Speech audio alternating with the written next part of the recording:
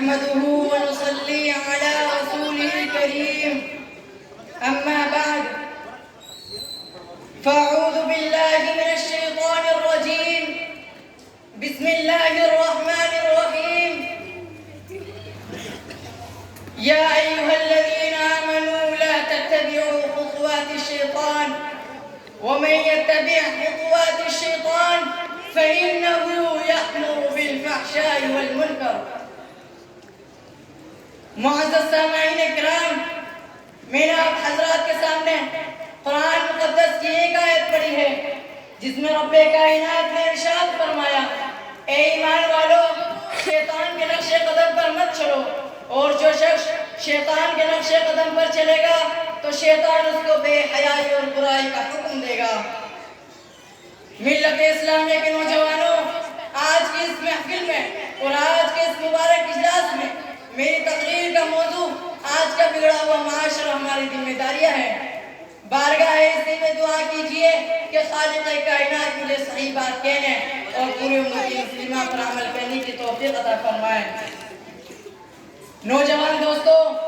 آج کے اس نازک دور میں ہمارا معاشرہ اور سماج کن کن خرابیوں سے دوچار ہے، اس کے اسباب و وجوہات کیا ہے، اس سے مقابلہ و دفاع کی کیا تدابیر ہے، ان کو اس مختصر سے وقت میں بیان کرنا اور ان پر تفصیلی روشنی ڈالنا دشواری نہیں بلکہ ناممکن سا معلوم ہوتا ہے، لیکن سری دست اور حاضر کے بعد شدید فتنوں کا اجمالاً اور بعض کا تفصیلاً ذکر کر دینا مناسب سمجھتا ہوں۔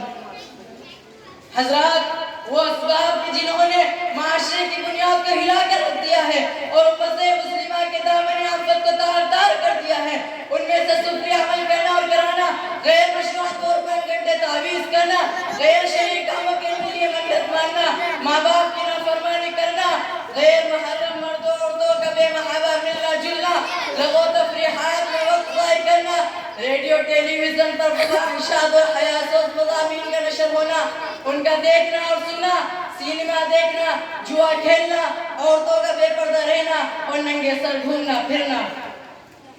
گلا بازو اور پیٹ کا کھلا رہنا، باریک لباس پہننا، شوہر کی امانت میں خیانت کرنا، دفاتر میں نامحرموں کے ساتھ کام کرنا، بے پردہ بازاروں میں جانا، نوجوان لڑکوں اور لڑکے کا کالج میں مخلوط تعلیم حاصل کرنا، رشوت لینا اور دینا، سود لینا اور دینا، غیبت کا نیا سننا، تصاویر کا رکھنا اور دیواروں پر لگانا، شوقیہ کتا پالنا، تقاریب شادی میں روپیہ پیسہ نمائش خرچ کرنا، الغرض بہت سی خرابیاں ہیں جو ہمارے معاشرے میں جاری و ساری ہیں۔ محترم حضرات، وہ اسباب کے جنہوں نے معاشرے کی بنیاد کو ہلا کر رکھ دیا ہے اور امت مسلمہ کے دامن آفت کو تار تار کر دیا ہے، ان میں سے سفری عمل کرنا اور کرانا، غیر مشروع طور پر گھنٹے تعویذ کرنا، غیر شرعی کاموں کے لیے منت ماننا، ماں باپ کی نافرمانی کرنا، غیر محرم مردوں عورتوں کا بے محابہ ملنا جلنا،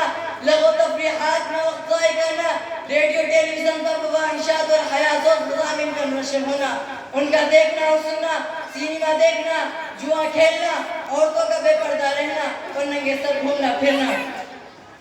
کیا یہی انسانیت ہے کہ اپنے بہو بیٹیوں کو غیروں کے سامنے بٹھا دیا جائے؟ ہرگز نہیں، لیکن افسوس کہ آج کے ہمارے معاشرے میں